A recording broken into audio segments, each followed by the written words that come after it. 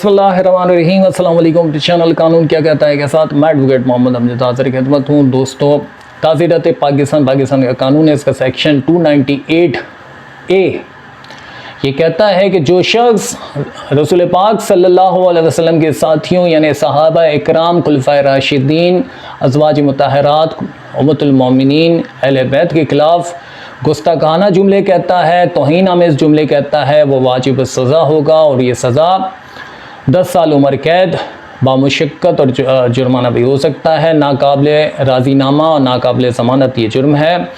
दोस्तों, रसूल पाक सल्लल्लाहु अलैहि वसल्लम का इरशाद था कि मेरी उम्मत और फित्नो फसाद के दरमियान एक दरवाज़ा है, वो दरवाज़ा जैसे ही तोड़ेगा या खुलेगा मेरी उम्मत पर फसाद बर्पा हो जाएंगे। खुलफाए राशिदीन स्वयं हज़रत उस्मान गनी का दौर सबसे तवील दौर था। सन 23 हिजरी से लेकर 35 हिजरी तक आपकी खिलाफत का दौर रहा और उनकी खिलाफत के आखिरी सालों के अंदर मुस्लिम उम्मत के अंदर बगावत शुरू हो गई थी। मिस्र से एक बागी गुरो जो है वो मदीना आता है।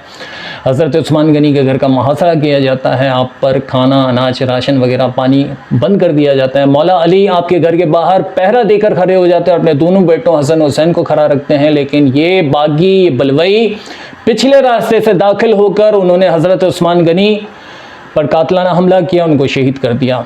दोस्तों, उनकी शहादत के बाद मौला अली करमुल्लाह वजह खलीफा राशिद चारम बनते हैं। उनका दौर जो था वो काफ़ी मुश्किल दौर था, उसके अंदर जंगी लड़ी गई।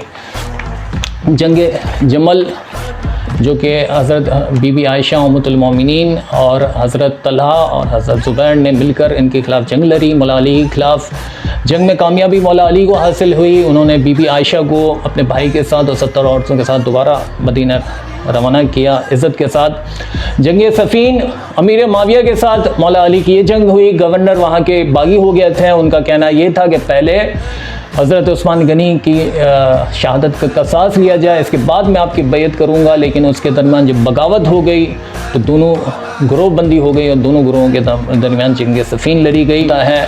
जंग इन दोनों ग्रोहों के दरमियान से खारिजीन उसमें से निकल आते हैं, जिनका ये कहना था कि रसूल पाक की ये जो इरशाद था कि जब फितनाबाजी हो तो किसी ग्रोह का साथ नहीं देना, वो खारिजीन ग्रोह थे।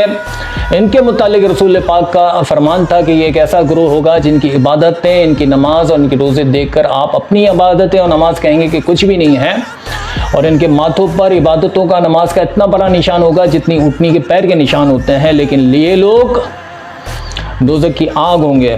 दोस्तों, जंग नरवान मौला अली ने इनके खिलाफ़ लड़ी, इनका ख़ात्मा किया, फतहयाब हुए।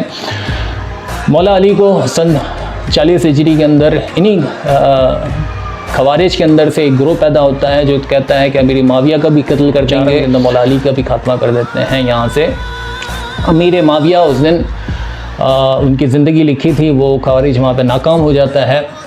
लेकिन मौला अली खवारिज के एक शख्स अब्दुल रहमान इब्न मलजम कातलाना हमला करते हैं, उसके अंदर शहादत हो जाती है मौला अली की। मौला अली के बाद मौला हसन 6 माह के लिए उनको खिलाफत मिलती है। जंग जदल का जो दौर होता है उसका खात्मा सुलहनामे पे होता है। अमीर माविया के साथ हज़रत मौला हसन की सुलहनामा होता है, और इस सुलहनामा का लेकिन ये होता है कि उसके अंदर मौला हसन को जहर देकर उनकी शहादत वाक़ई हो जाती है। और उनके बाद फिर करबला का वाक़या हर किसी को मालूम है, मौला हुसैन करबला के वाक़ये के अंदर उनकी शहादत हो जाती है। दोस्तों, ये तमाम वाक़यात आज के दौर के अंदर हमारी उम्मत के लिए ये सबक आमूज़ है, हमें उनसे सबक सीखना है। लेकिन रिवायती तौर पर जब फ़िरका वारियत को हवा दी जाती है, जब उम्मत की तकसीम करने का मौका होता है, जब इसके अंदर इख्तलाफात पैदा किए जाते हैं, तो ऐसे ऐसे बयानात दिए जाते हैं कि उम्मत के अंदर मज़ीद तकसीम हो। एक कुरान, एक अल्लाह, एक रसूल को मानने वाले कभी भी एक साथ खड़े ना हो सकें। आज के दौर के ये खवारिज हैं जो रसूल पाक सल्लल्लाहु अलैहि वसल्लम ने इनकी निशानदेही की थी, वो उस दौर से लेकर आज के दौर के अंदर भी मौजूद हैं।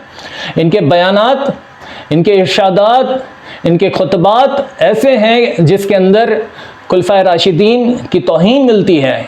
इनके बयानात ऐसे हैं जिसमें उम्मतुल मोमिनीन की तौहीन मिलती है। एक ग्रोह ऐसा है जो हज़रत अली के खिलाफ बयानबाजी करता है, उनकी जंगों के खिलाफ बातें करता है। तो दोस्तों, ये वही लोग हैं जो आलम इस्लाम को एक होते हुआ उनको नहीं पसंद है। और बेशक ये लोग, उनकी इबादतें, उनका लिबास, उनका पहनावा ऐसा है कि हम सोचें कि ये हमसे ज़्यादा तबलीग याफ्ता और इबादत में उनसे ज़्यादा है। उस दौर के अंदर खुलफाए राशिदीन, खुतबा रसूल पाक सल्लल्लाहु अलैहि वसल्लम ने गदीर खुम के अंदर जो खुतबा दिया, मौला अली को अपना हाथ थाम कर कहा कि ये जिसका मैं मौला उसका अली मौला, और अल्लाह ताला से दुआ की कि जो मोहब्बत अली से रखे उससे तू मोहब्बत रखना, और जो अली से दुश्मनी और बुग़्ज़ रखे उससे उसको तू दुश्मन बनाना। इस खुतबे के बाद सहाबा इकराम ने, हज़रत अबू बकर सिद्दीक़ ने, हज़रत उमर फ़ारूक ने, उस्मान गनी ने मौला अली को मुबारकबाद दी। उनको कहा कि आप हमारे हाथ से मौला हैं।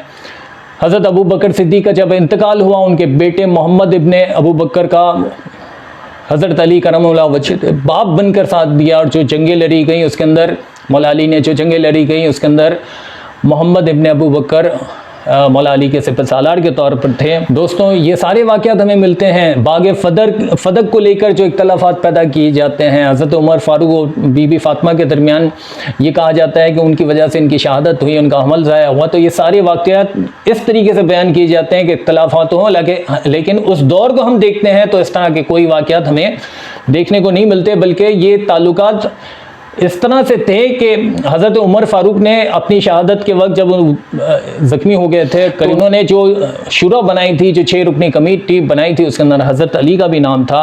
लेकिन आज के दौर के अंदर ये सारी बातें, खुलफाए राशिदीन, पहले मौला अली का हक बनता था, अबू बकर का नहीं बनता था, हज़रत अबू बकर का या उमर फ़ारूक का नहीं बनता था। तो इस तरह से इख्तलाफात पैदा करने की कोशिश की जाती है, आज के दौर के अंदर तकसीम करने की कोशिश की जाती है। हालांकि उस दौर के अंदर सारे खुलफाए राशिदीन रसूल पाक सल्लल्लाहु अलैहि वसल्लम के साथी थे, उन्होंने कुफार के साथ जंगें लड़ी गई। कानून मौजूद है रियासत पाकिस्तान के अंदर, तौहीन आमेज़ जुमले पर, गुस्ताखाना जुमलों पर कानून मौजूद हैं, लेकिन हुकूमत और निज़ाम और इदारे बेबस नज़र आते हैं। अल्लाह पाक हम सब की रहनुमाई फरमाएँ। आज की वीडियो देखने के लिए शुक्रिया। अल्लाह हाफ़िज़।